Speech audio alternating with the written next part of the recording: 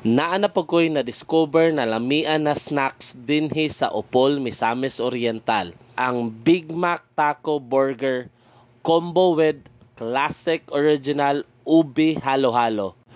Good morning, travelers! Welcome to another Cantot Eats. Trending kaayo ni karon ang ilang taco burger na combo with halo-halo, so ako gining gianian dinhi. Ang presyo sa ilang burger taco is 125 pesos with fries na siya. And grabe kay siya kasiksik ang sulod. So grabe ka worth it gid siya. And if mo add kag halo-halo, imbis na 245 imo mabayaran, kung imo siya i-combo sa taco burger, 199 na lang imong bayaran. And mag-honest review ta sa taco burger, hands down, lami kay siya, pasar kay sa ako ang timpla.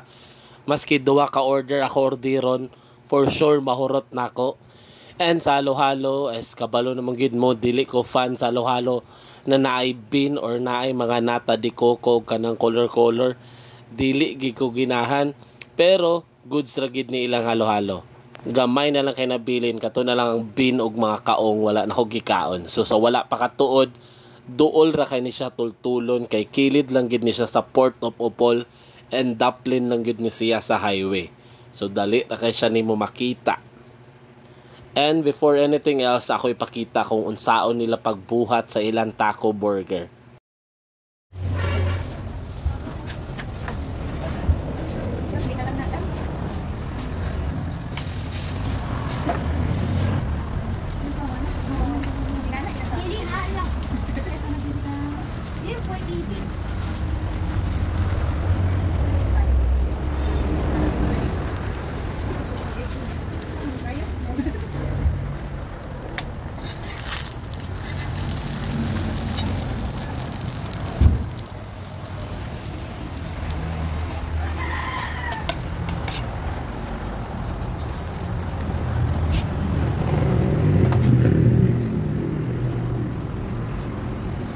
Sana.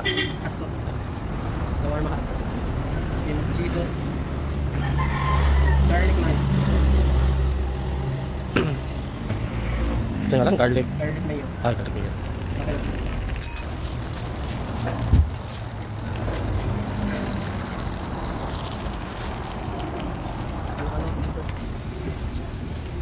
So pila kanimi? 125 sir, with french fries na. Tapos may combo sir, halo-halo and taco, 199 lang makalis. And ang nakachada is luag kay ilang area, daghan kay sila tables and chairs. So pwede ra gid nimo kuyugon nimo imong tibuok pamilya og barkada.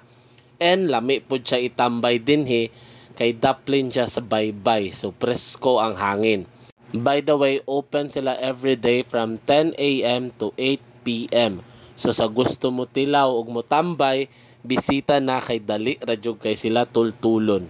Daplin na sa highway, kilid sa Port of Opol. Kabalo ba mo na nag-expect lang sila na muhalin lang sila og 50 pieces every day, max na na. Pero nagtrending man ni kay gipost man ni sa akong amigo and amiga na si Kalaagan JJ, so nagtrending gityag samot. So karon muhalin na sila og 150 to 250 or more pieces every day. So dili man pod ni i-recommend sa laing tao kung dili siya worth it or lami tilawan. And also nangayog pasaylo ang owner sa mga nabalibaran last time, kay maski unsa kadagan stocks ang ilang gibuhat, nahurot jud siyag dali. And maski before 6 PM pa, mas sold out na sila. So karon na heads up na nato ang owner and staff, so basin dagan na silag stocks. So bisita na mo. So hangtod sa sunod na Cantot Eats, kita kits travelers.